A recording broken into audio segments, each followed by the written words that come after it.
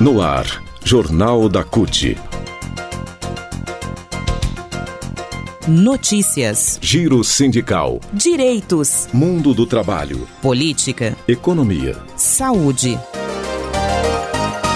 Aqui, a classe trabalhadora tem voz. Olá Brasil, eu sou o André Acarini, o Jornal da CUT começa agora e hoje traz os seguintes assuntos. Homem encontrado em situação análoga à escravidão comia lavagem dada a porcos. Você vai saber desse caso desse morador de rua de 51 anos que teria aceitado um trabalho para cuidar de porcos em troca de abrigo, mas não tinha nem banheiro, nem lugar para beber água, nem recebia alimentação.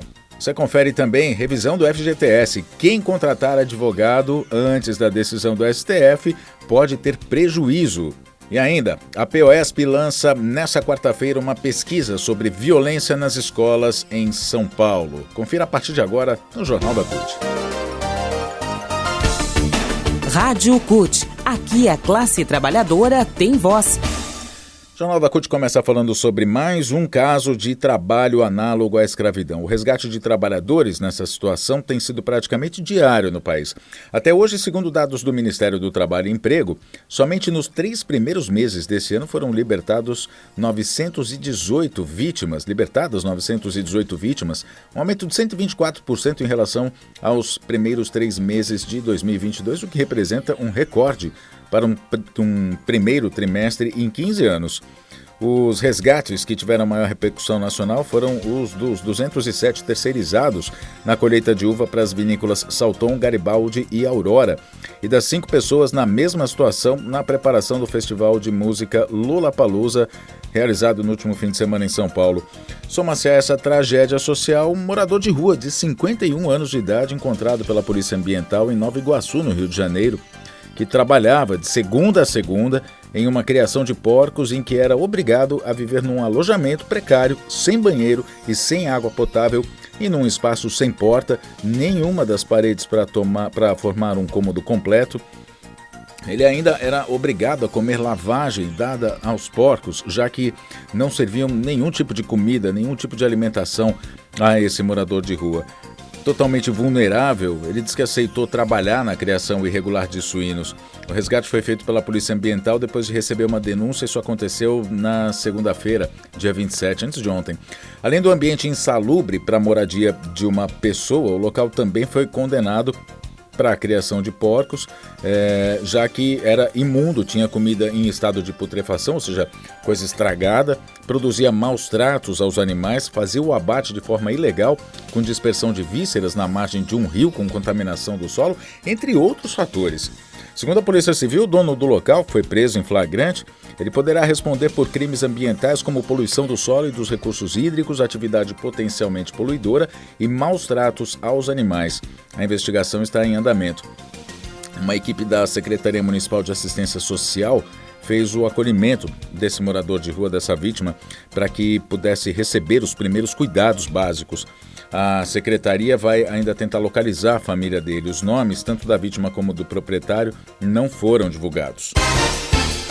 Direitos. Falar sobre um assunto que todo trabalhador está muito interessado em saber, né? Revisão do FGTS.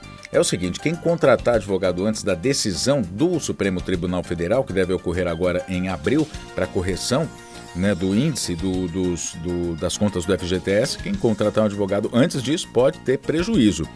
Mas antes vamos contar como é que é essa situação. É o seguinte, trabalhadores e trabalhadoras formais, seja com carteira assinada, podem receber um valor extra no saldo do Fundo de Garantia por Tempo de Serviço, FGTS, se os ministros do Supremo decidirem, a votação está marcada para o dia 20 de abril, que a conta individual deve ser corrigida acima do índice da taxa de referência, a TR, que zerou de 1991 a 2012, quase não tinha correção.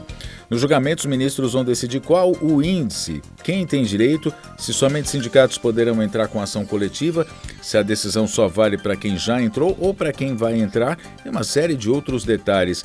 Mas já tem advogados, né, que estão aliciando trabalhadores para entrar com uma ação desde já. É um erro que pode causar um prejuízo financeiro e a gente vai explicar por quê. Nas redes sociais, centenas de advogados estão publicando vídeos induzindo o trabalhador a pagar um valor para que eles calculem quanto vão ganhar se o STF mudar o índice, E 2, contratá-los para entrar com uma ação na justiça para garantir o direito à correção. O que esses advogados não estão dizendo é que, além do índice de correção do saldo da conta do FGTS, os ministros do STF vão decidir critérios sobre quem vai ter direito, tipo de ação, se vai ser individual ou coletiva, e uma série de regras. E mais, a votação no Supremo, apesar de ter data de início marcada, não tem data de término. Os ministros do STF vão julgar a ação em abril, a ação direta de inconstitucionalidade número 5.090, que foi ajuizada lá em 2014 pelo Partido Solidariedade, que contesta o uso da TR, taxa de referência, como índice que corrige o saldo do FGTS. Os índices da TR são menores que os da inflação desde setembro de 2012 e já chegou a ser de menos de 1%, prejudicando os trabalhadores na hora da correção. A taxa ficou abaixo do índice de inflação de 1991 a 2012. Então, teoricamente, o que a informação que é passada é que é o seguinte: o STF vai julgar essa correção, vai mudar a correção para a inflação, então todo mundo vai ter um saldo para receber, e aí precisa entrar com uma ação antes para garantir esse direito. É isso que estão dizendo, e é aí que precisa ficar atento, porque não é bem assim a história. Na verdade, o que vai ser julgado, como a gente acaba de dizer, vai ser definido, é uma série de regras, então precisa esperar. E aí essa série de regras, elas incluem o seguinte: se todos os trabalhadores vão ter direito à correção, independente de já ter feito o saque ou não nas contas do FGTS, se os sindicatos vão poder entrar com novas ações coletivas na justiça, fazendo a mesma reivindicação para os trabalhadores depois da decisão do STF, e se somente o trabalhador ou o sindicato que entrou com a ação vai receber retroativamente a correção a partir de 1999 ou de outra data a ser definida. Em resumo, é o seguinte: não adianta contratar um advogado agora, antes das decisões dos ministros do Supremo, porque no lugar de ganhar, o trabalhador pode perder dinheiro. Mesmo que o STF decida mudar o índice de correção, dependendo do valor a receber, os custos jurídicos na contratação de um advogado particular, que não seja do sindicato, podem ser maiores. Por isso, é melhor levantar esses custos antes de fazer uma contratação. O advogado Ricardo Carneiro, que é sócio do escritório LBS, que atende a CUT Nacional, presta assessoria jurídica, ele disse o seguinte: para aqueles que sofreram ou ainda sofrem com a precária correção monetária das contas do FGTS, não tem impedimento para que entre com as ações. A dica, no entanto, é que aguardem o julgamento do STF, essa é a orientação. É importante destacar também que o trabalhador deve se dirigir ao sindicato e procurar o departamento jurídico para ver se sua entidade já entrou com uma ação coletiva na justiça pedindo a correção do FGTS por um índice melhor que a TR. Essa foi uma orientação, inclusive, da CUT em 2013 a todos os seus sindicatos. Se o sindicato entrou com ação coletiva, é preciso checar se o trabalhador está na lista de beneficiários dessa ação. E para finalizar esse assunto, é importante dizer que a CUT não entra com esse tipo de ação, mas os sindicatos filiados a ela podem entrar. É por isso que a entidade está acompanhando de perto o julgamento do STF para, a partir da decisão dos ministros, orientar os sindicatos que deverão repassar a informação aos seus trabalhadores e aí sim dizer o que pode ou o que vai ser preciso, o que vai ser preciso acontecer ou ser feito depois da decisão do STF. Giro Sindical. Bom, e nessa semana, um fato lastimável, lamentável: um garoto de 13 anos matou a facadas uma professora de 71 anos na Grande São Paulo.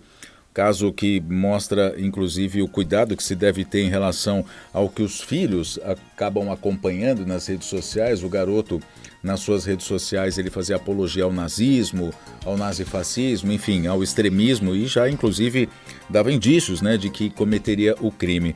Bom, a gente está falando sobre violência nas escolas. O Sindicato dos Professores do Ensino Oficial do Estado de São Paulo, que é a POESP, lança nessa quarta-feira a pesquisa sobre percepção de professores, trabalhadores da educação, estudantes e pais e mães em relação à violência nas escolas de São Paulo.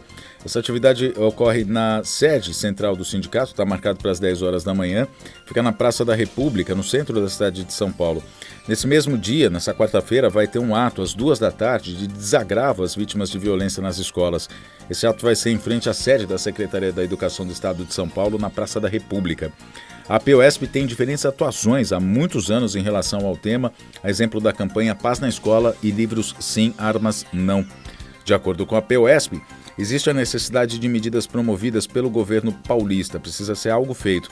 Isso se dá tanto no sentido de prevenir como efetivamente combater a ocorrência desses casos de violência nas escolas, como lamentavelmente acaba de ocorrer na Escola Estadual Tomásia Montoro, que é o caso que a gente citou aqui agora no começo, que provocou a morte de uma professora e ferimentos em outras 2 professoras e um estudante. Para a POSP é urgente pensar em ações no sentido de prevenir a violência, para que não aconteça.